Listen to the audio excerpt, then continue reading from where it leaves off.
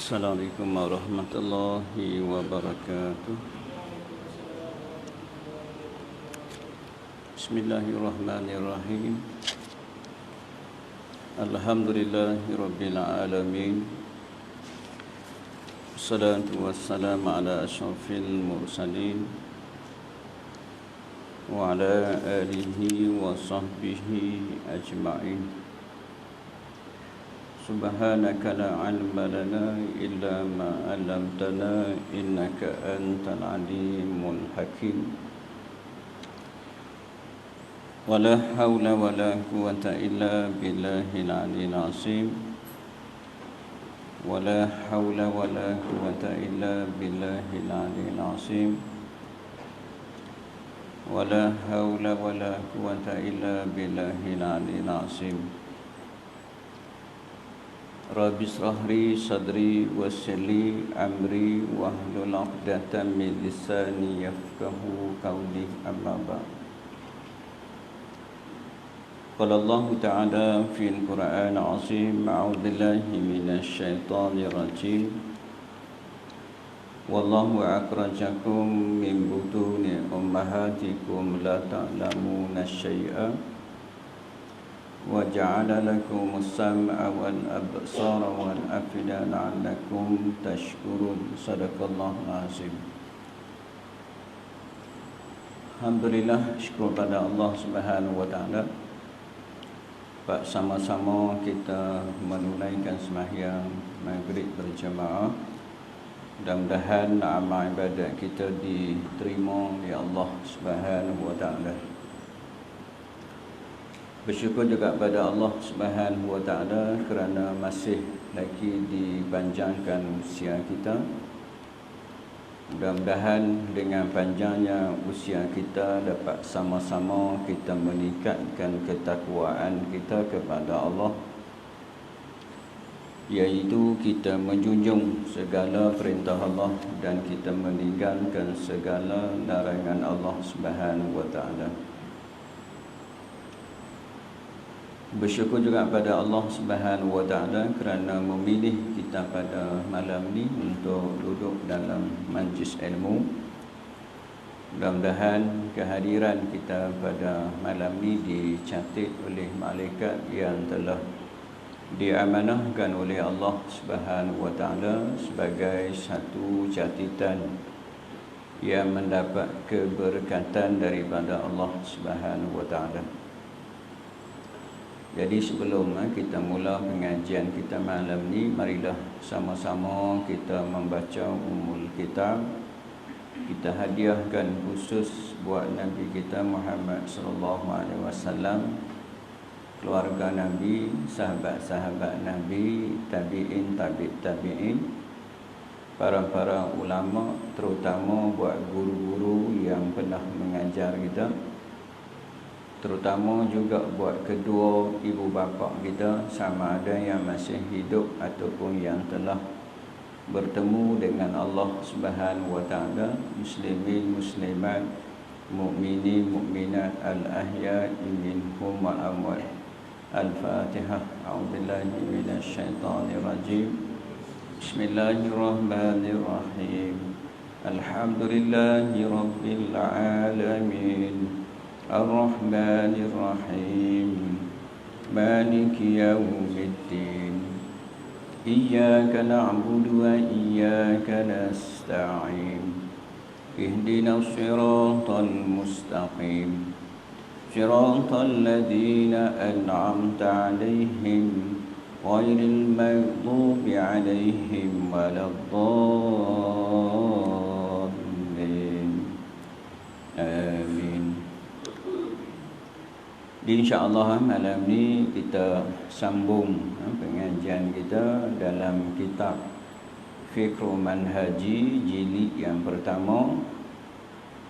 Setelah kita tangguh 3 bulan, cikgu no, 3 bulan di atas ujian Allah Subhanahu wa taala, iaitu COVID-19. Bukan hanya di masjid kita, sehingga Baitullah pun ditutup. Tak boleh nak beribadat, tak pernah berlaku tak pernah berlaku. Selama ni rumah-rumah Allah ditutup. Tapi kita ingat orang beriman, ia adalah satu ujian, suatu ketetapan Allah Subhanahu wa taala. Jadi orang duk ingatlah, awaklah masjid tutup. Orang kalau Allah datangkan penyakit, rumah Allah buka lah. Orang duk ingat macam-macam lah kita dengar.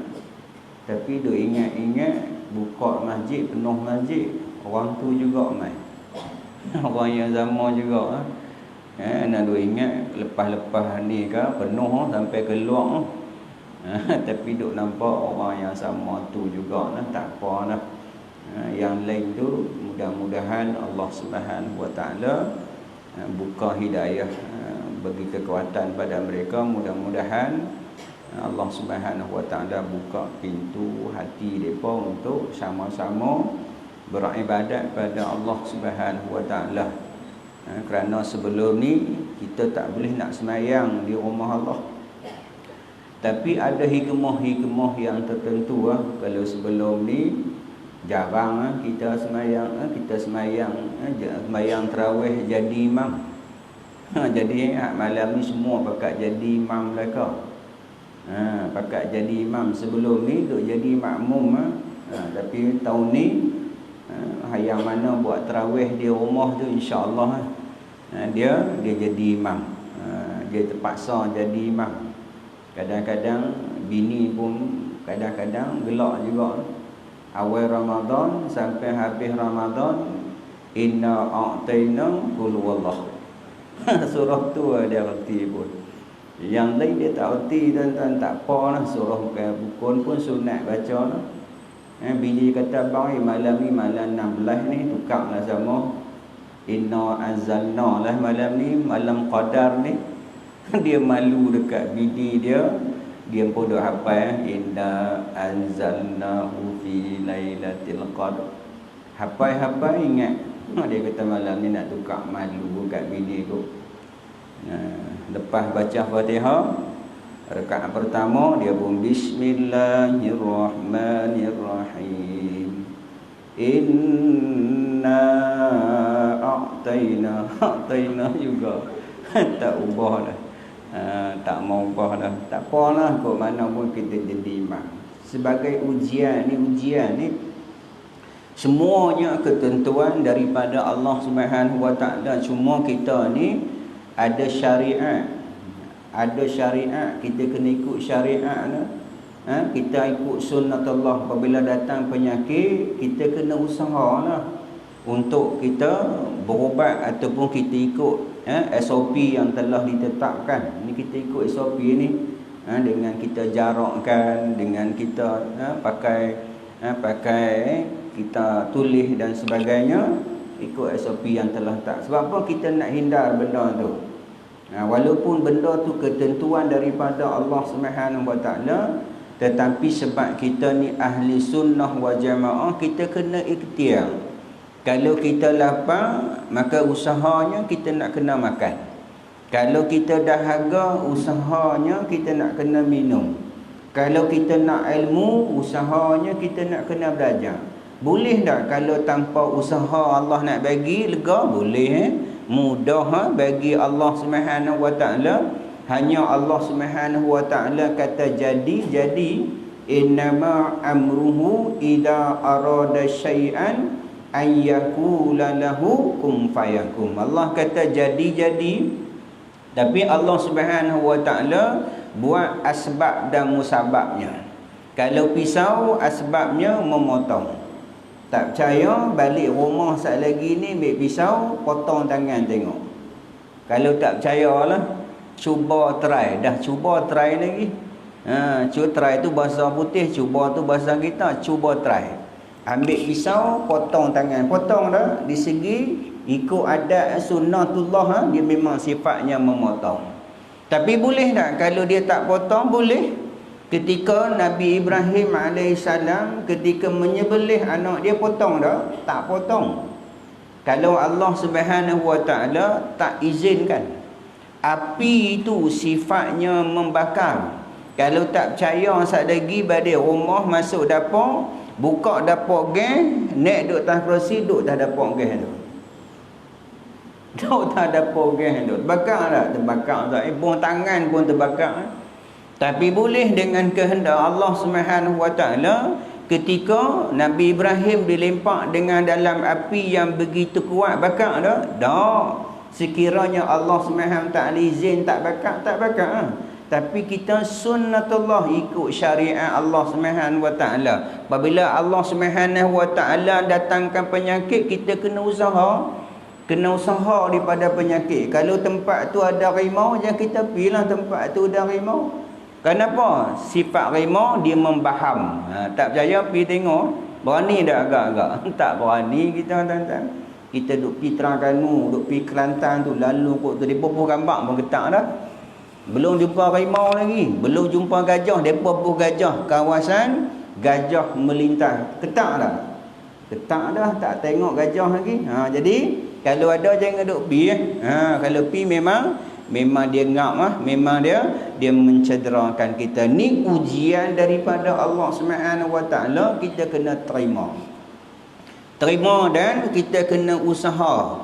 Usaha berserah kepada Allah Subhanahu Wa Taala. Cuma orang yang beriman, Allah Subhanahu Wa Taala uji. Hakikatnya Allah Subhanahu Wa Taala nak naikkan darjat seseorang. Allah nak naikkan pangkat kita. Nak tak pangkat?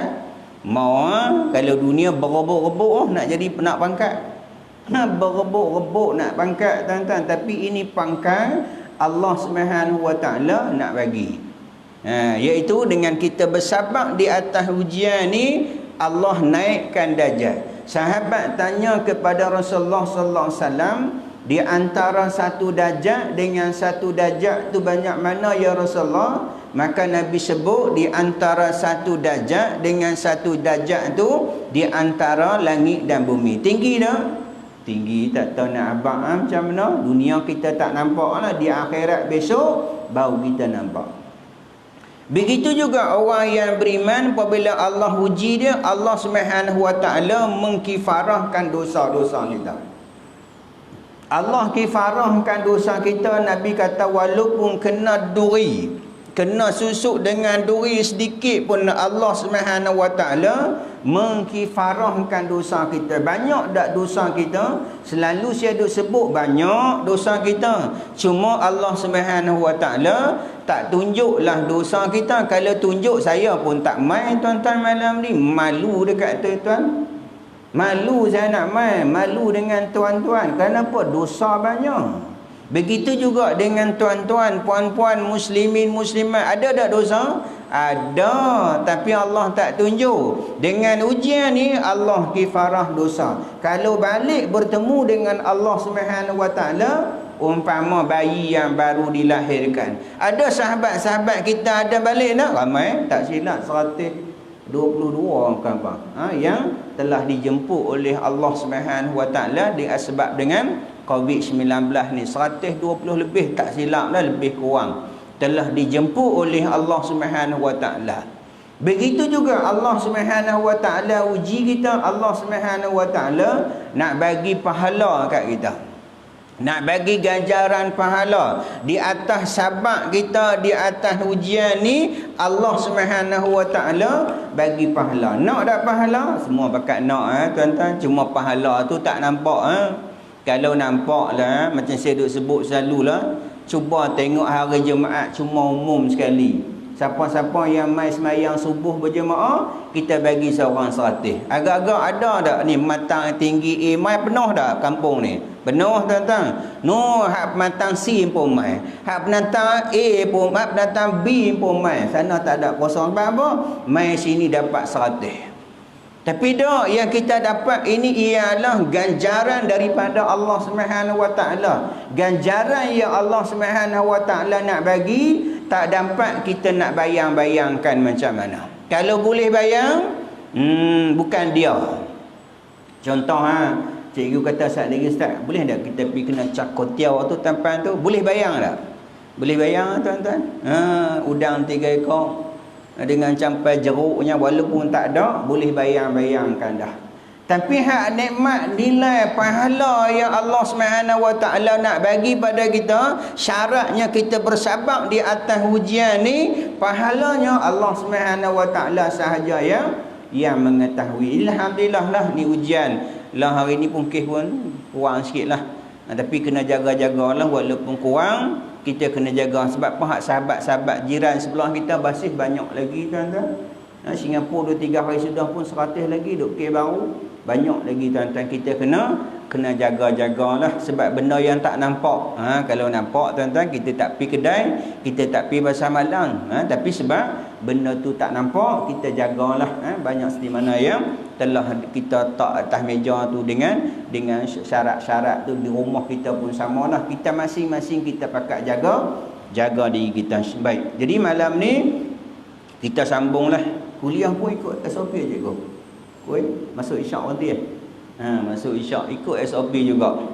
Sebab ada satu masjid, mereka minta jam depan kita, Ustaz lagi masuk isyak tak berhenti dia kata pukul 8.53 Ustaz berhenti dan insya-Allah dia kata kemarin tu saya kena, dia kata Ustaz tu dia galik-galik telajak.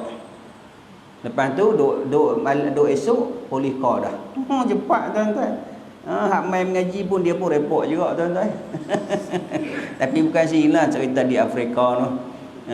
Jadi saya pun ikut sampai tu berhenti tu, masuk isyak tu kita berhentilah. Insya-Allah lepas esok ni kita balunglah 2-3 jam pun tak apa. Tuan-tuan lah duk saya balik tuan-tuan duk saya sejam saya balik Baik. Jadi kita sambung tuan-tuan. Jadi malam ni kita masih lagi tajuknya wuduk. Kita masuk perkara makruh ketika wuduk je guna. Betul tak? 69. Perkara makruh.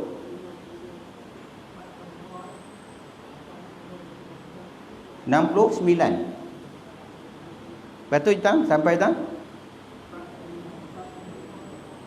4 dengan 5. Oh, 69 tajuk tu 45 dah. Memukul muka tu. Berkumur-kumur.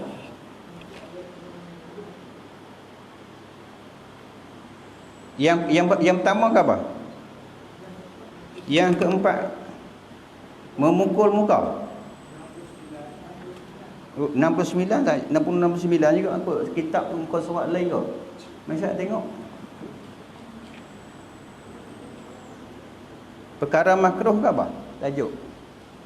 Sunat wudu. Oh, sunat wudu. Oh, silap ni sebenarnya kita 69. 60 yang keempat. Oh, awal saya tulis sini muka surat 69. Oh, kitab ni kitab baru tu Ni kitab baru, dia tak sama dengan kitab lama, muka surat tak sama. Saya pun ikut hak ni 69 betul dah lah, tapi hak kitab lama dia tak sampai lagi. Betul lah, betul. Kita masih lagi membicarakan tentang sunat wuduk. Sunat tak makruh lagi lah, sunat kita tahu dah sebelum ni, buat dapat pahala, tinggal tak berdosa. Kita tahu makna sunat, kita sebut dah sebelum ni, buat dapat pahala, tinggal tak berdosa. Tapi kita buat jangan tak buat. Sebab hak benda sunat wuduk ni dia menyempurnakan wuduk kita. Kalau hak kita sebut hak fardu wuduk sebut ni, kita sebut itibari pada anggota tertentu. Ada 6 fardu wuduk sebelum ni kita sebut. Iktibari pada anggota tertentu. Ada 6 fardu wuduk yang kita sebut dulu ni, 4 basah, 2 kering. Nak mudahlah, 4 basah, 2 kering. Apa dia basah? Muka, tangan, sapu kepala, kaki. Yang kering niat dan tertib. Hanya 6 tu sahaja hak fardu wuduk. Tetapi kita akan bicara ni dia ada 18 sunat wuduk. Ada 18 berapa kali ganda? 6 kali 3 18. Maksudnya 3 kali ganda daripada hak fardu wuduk. Banyak tak? Banyak. Hak fardu 6. Dia ibarat fardu hak sunat ni, fardu ibarat macam modal kita. Modal kalau berniaga nak untung buat modal 100, buat balik pun 100 tu pun belum tentu. Buat balik 50 menyesal dah. Oi, rugi. Sebab dalam semayang, dalam kita semayang, contohnya kita kata modal semayang. Ada 13 rukun lah kita kata. Hak semayang kita betul-betul kosong dah agak-agak. Pakai tuan-tuan. Bukan kira tuan-tuan, ustaz pun tak kosong tuan-tuan. Allahu akbar, dia mai tuan-tuan. Kalau kita tak tampung dengan hak sunat-sunat, tak tahu nak kata cumpang camping. Sedangkan begitu juga wuduk, kita nak menyempurnakan kekosongan kita. Ketika kita sembahyang, nak kena sempurna juga wuduk kita. Sebab wuduk ni tuan-tuan, kalau tuan-tuan tengok, ada satu hari Nabi sebut di akhirat besok, dia ada satu disebut dengan sirak jabatan, yang di sana jabatan sirak tu lebih halus daripada rambut dan lebih tajam daripada mata pedang. Halus dah. Halus tak tahu nak bak besar papan, benda besar papan tu pun kita nak berjalan tak boleh ha. Ni lebih halus daripada rambut, lebih tajam daripada mata pedang. Yang semua kita nak lintas di sana. Ada yang melintas macam kilat cuk sampai. Ada yang berkenderaan, ada yang terbang, ada yang berlari, ada yang berjalan, ada yang merangkak, ada yang mengesok, ada yang Nabi kata berjalan dengan muka. Di sana pula Nabi kata ada rok blok, ada 7 rok blok. Salah satu rok blok ialah bersuci. Jaga tuan-tuan. Salah satu rok blok yang pertama 2 kalimah syahadah. Serta dak 2 kalimah syahadah? Kalau serta, rok blok kedua sembahyang. Serta dak sembahyang? Tak serta. Puasa, tak serta puasa, zakat. Sampai yang ke-6 lepas haji bersuci. Nak sampai hak pertama pun zakat dah tuan-tuan. Hak pertama 2 kalimah syahadah pun tunggil langgang dah tuan-tuan. Belum sembahyang lagi. Maka masuk roblok yang ke-6 ialah bersuci. Kita nak suci bagi sempurna. Sebab sebentar lagi ni kita nak menghadap siapa? Kita nak menghadap Allah Subhanahu Wa Taala. Kita duk sebut selalu sebelum ni, kalau kita nak jumpa kekasih pun kita pakai lebih kurang kan kita pakai macam mana? Kita mandi lebih kurang kan kita mandi macam mana? Tanya dulu-dulu lah, tak lupa juga no. Dulu-dulu lah. Nak ingat nikah seorang lagi. Marah depa tuan-tuan. Saja orang selalunya kalau ada dia tak menikah seorang tu Sebab hak kita main mengaji ni ikut sunnah tuan-tuan. Kenapa ikut sunnah saya? Ikut sunnah Nabi setelah kewafatan Khadijah baru Nabi menikah tuan-tuan. Kita dah sebut selalu hak ikut sunnah betul-betulnya. Jangan marahlah nikah hak dia bini walaupun bini tak mati kahwin lah.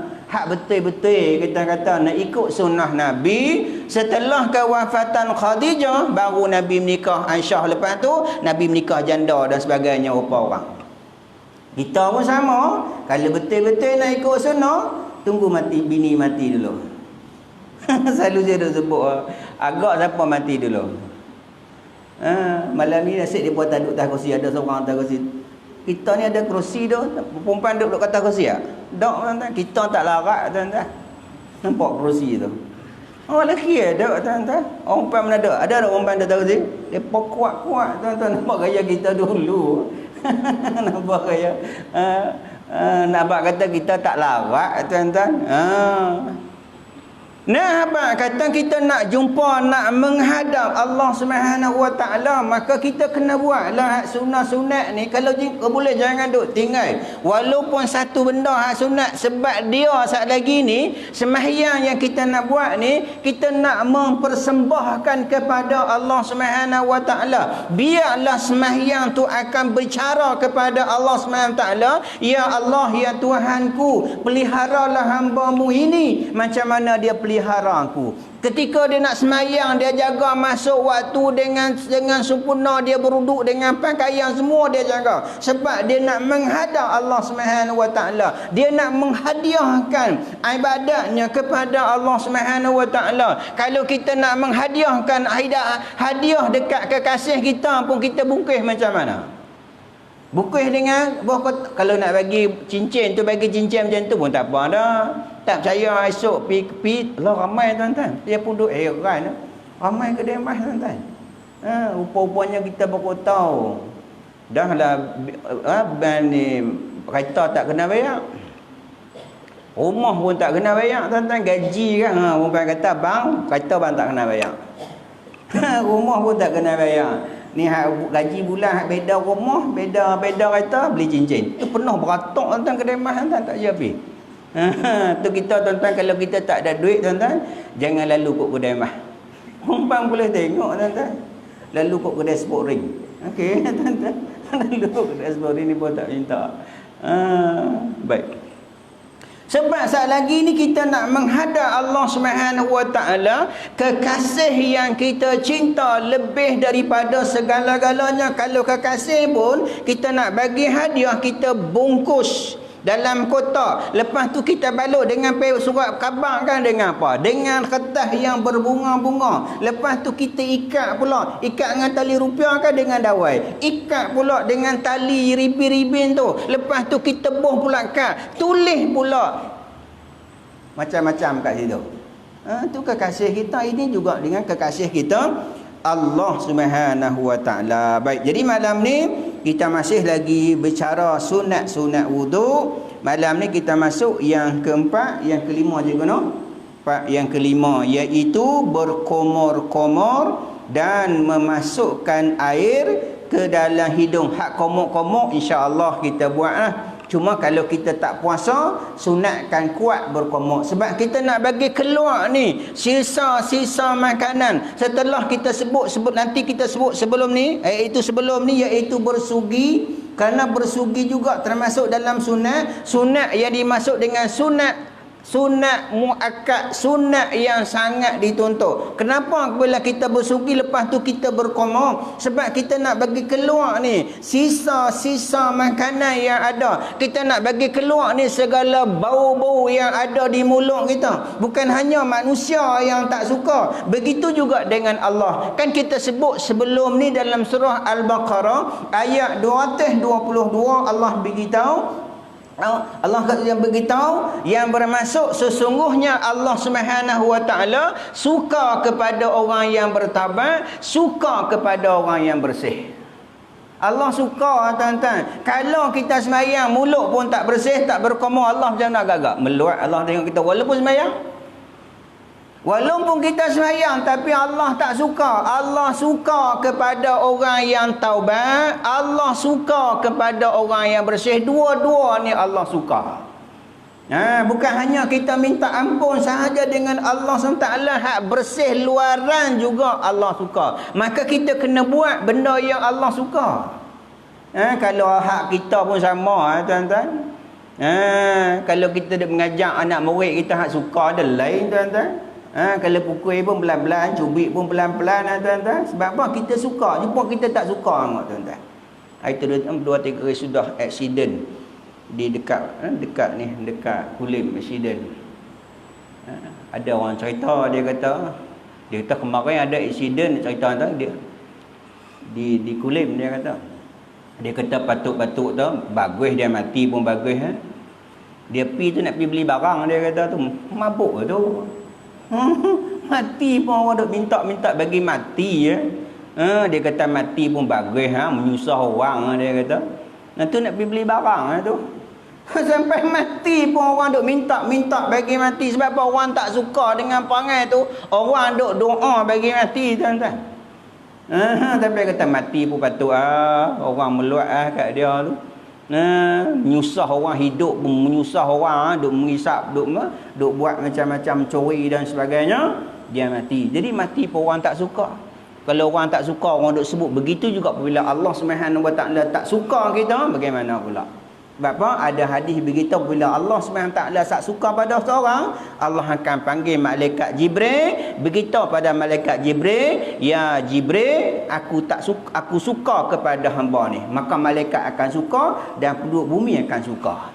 Tapi kalau sebaliknya, Allah akan panggil malaikat Jibril, ya Jibril, aku benci pada si anu ni. Maka malaikat Jibril akan benci, dan malaikat Jibril beritahu kepada seluruh malaikat supaya membenci pada si anu tu, dan seluruh makhluk yang ada di atas muka bumi membencikan dia.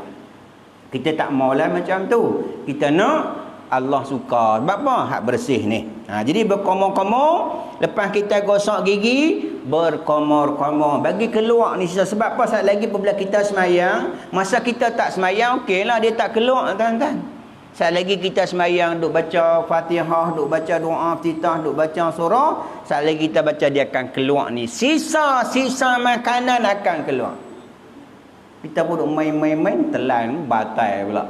Kita duk main-main hak benda lekat tu, maka main-main walaupun kita makan walaupun sedikit, maka batal semayang. Maka kita sunat kalau tak berpuasa, sunat kuatkan berkumur dan memasukkan air ke dalam hidung dengan tangan kanan, mengeluarkan dengan tangan kiri. Wak masuk dengan tangan kanan, wak keluar hak tangan kiri. Sebab apa? Hak masuk tu hak elok, hak keluar hak tak elok. Cuma jarang orang buat ni. Kalau komok, insya-Allah orang buat. Tapi masuk dalam ayam hidung ni jarang. Dia kata kadang-kadang orang buat. Apa? Dia sedut-sedut tu masuk dalam otak. Dia kata tak mau buat pedih. Masuk dalam otak. Kita nak selamat macam mana? Macam mana ulama ajak kita sedut dulu. Sedut angin naik dulu, tinggal separuh, baru kita sedut ayam. Sedut angin tu, jangan kita biar angin tu dia banyak. Sedut-sedut dia masuk sampai otak. Tarik nafas dulu, bagi separuh nafas tu, baru kita sedut.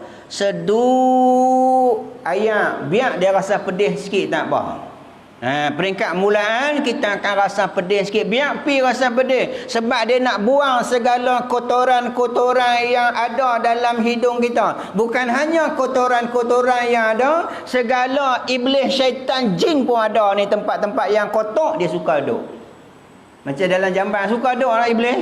Kita sebut dulu, Allahumma inni a'udzubika minal khubuthi wal khaba'ith. Ya Allah, minta lindung daripadamu, ya Allah, daripada syaitan jantan dan syaitan betina. Sebab toilet tu tempat yang najis. Sama juga hidung kita ni tempat najis. Dalam ni najis, tuan-tuan. Nasib dan Allah SWT jadikan bulu hidung tu bukan saja-saja, tuan-tuan, untuk sebagai penapis, filter, tuan-tuan. Cuma yang ada bulu hidung tu potong sikit. Ni kadang-kadang simpan sampai jadi misai.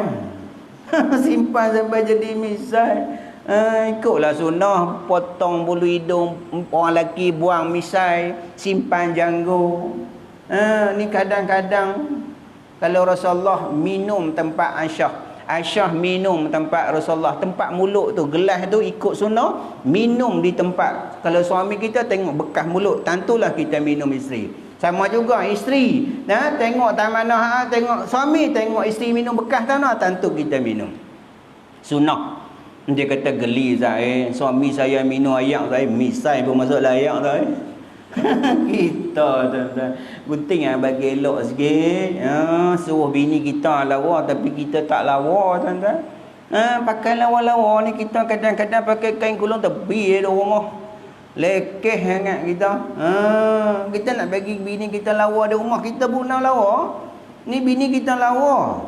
Kita pakai kain gas, pakai kain gulung tepi pula. Duk mai burung-burung apa ketutur doa dia gulung. Dia gulung. Lama-lama nampak burung dia. Kita pakai elok sikit. Sama juga orang perempuan pun, pergi kerja lawa, tuan-tuan. Sampai suami pun tak kenal bini. Bini aku orang. Lawa, tuan-tuan, tak kenal. Duk rumah anda, tuan-tuan. Pakai je kelawar, tuan-tuan. Dengan bedak sejuk penuh, dengan ikat rambut pokok nyok. Sampai suami pun tenam, tak mau. Pergi kedai siam lah. Pergi kedai siam tiap-tiap malam. Pakai elok-elok. Suami pun pakai elok, isteri pun pakai elok. Di rumah lah. Pakai elok-elok. Pakai wangi-wangi di rumah.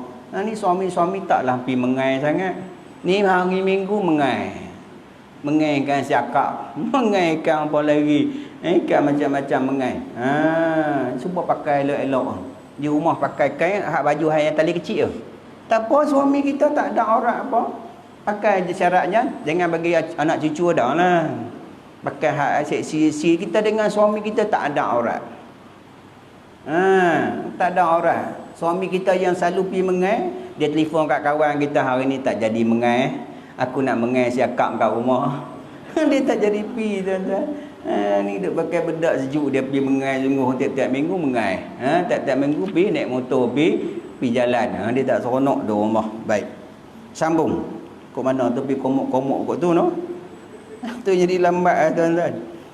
Masuk kita tarik nafas sikit, kita sedut naik tu, maksudnya dia tak sampai ke otak. Memang dia rasakan rasa pedih sikit, biar pi dia rasa. Sebab dia nak buang ni segala kotoran, dia nak ajak kotoran-kotoran tu keluar.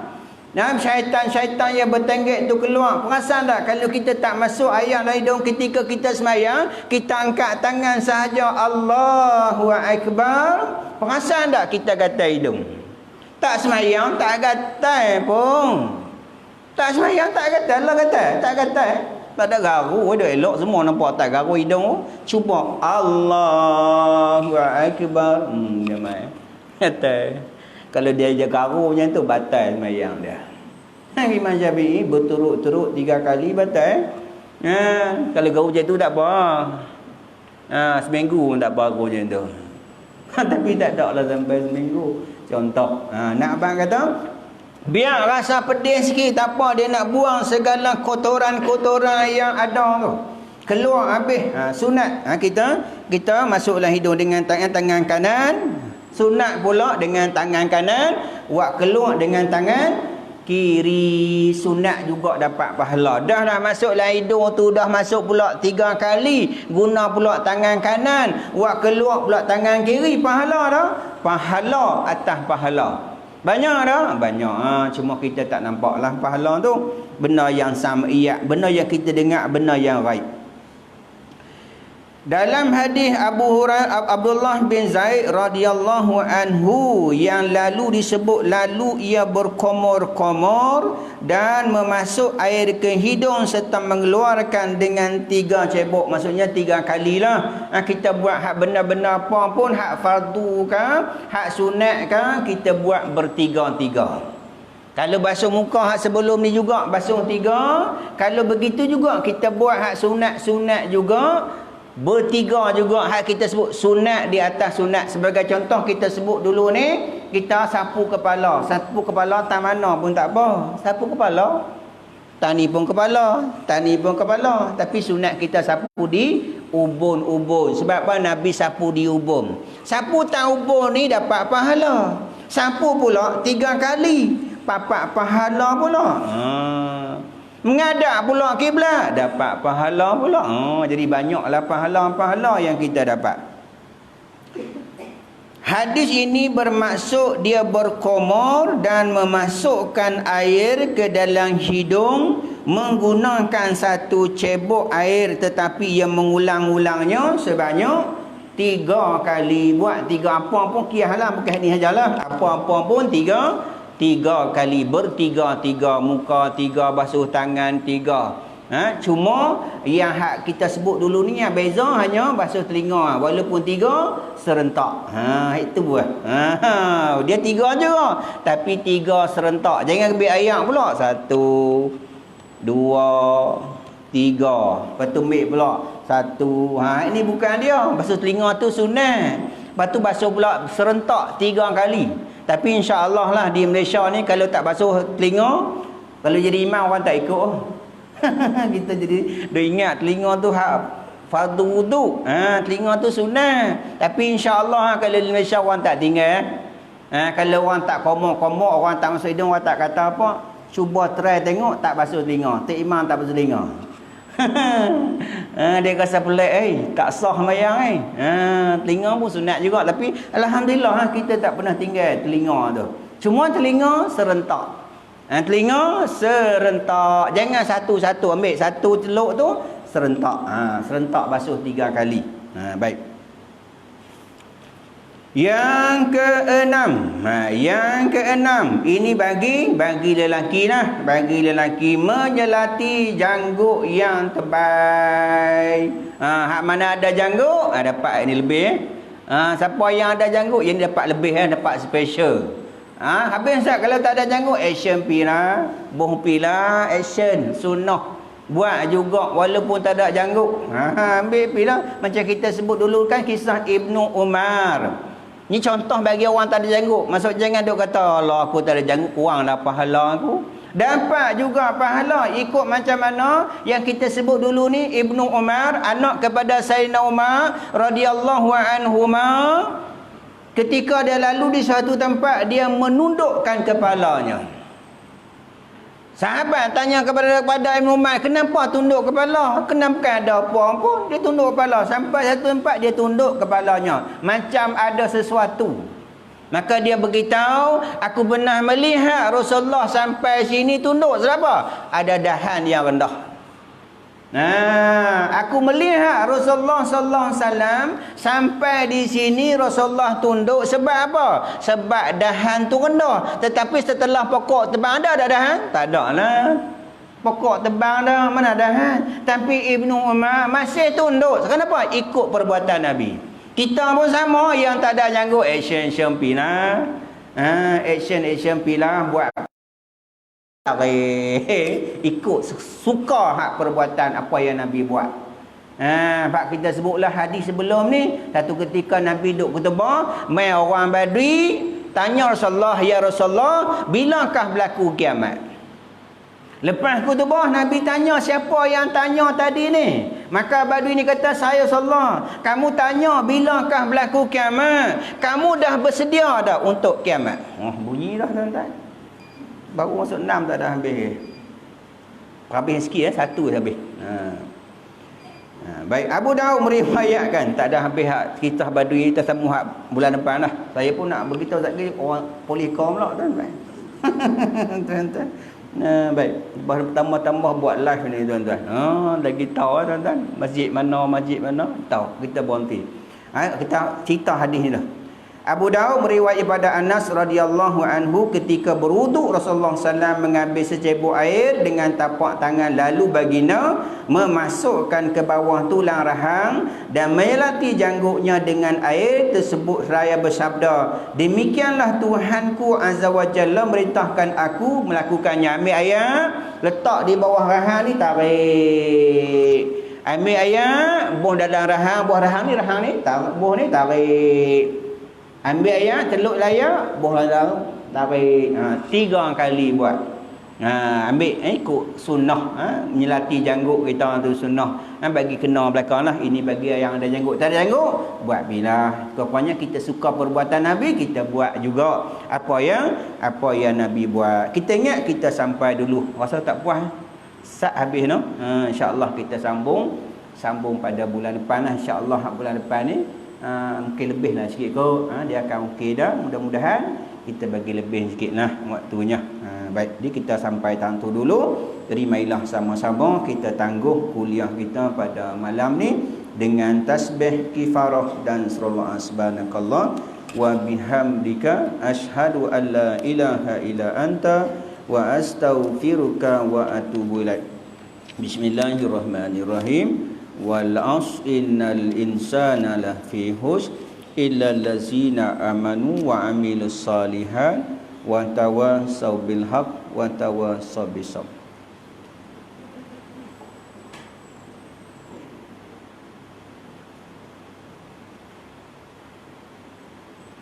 Bismillahirrahmanirrahim. Alhamdulillahirabbil alamin. Wassalatu wassalamu ala asyrafil mursalin wa ala alihi wa sahbihi ajmain. Allahumma faqihna fid din wa 'allimna ta'wil wa hdina ila siratikal mustaqim. Allahumma aqina bil ilmi wa zayyina bil hilmi wa akrimna bit taqwa wa jamilna bil afiyah. Bismillahirrahmanirrahim. Bismillahir syafi, bismillahir kafi, bismillahir muafi, bismillahil ladzi la yadurru ma ismihi syai'un fil ardh wala fis sama' wa huwas samiul alim. A'udzu billahi kalimatillahi tammah min syarri ma khalaq. Allahumma inna na'udzubika minal barash wal junan wal juzam min syai'in minal asqam. Rabbana atina fid dunya hasanah wa fil akhirati hasanatan wa qina adzabannar. Wa sallallahu ala sayyidina Muhammadin khatimil anbiya mursalin wa ala alihi wa sahbihi ajma'in. Subhana rabbika rabbil izzati amma yasifun wa salam salim walhamdulillahi rabbil alamin. Sekana billahi taufiq wal hidayah. Assalamualaikum warahmatullahi wabarakatuh.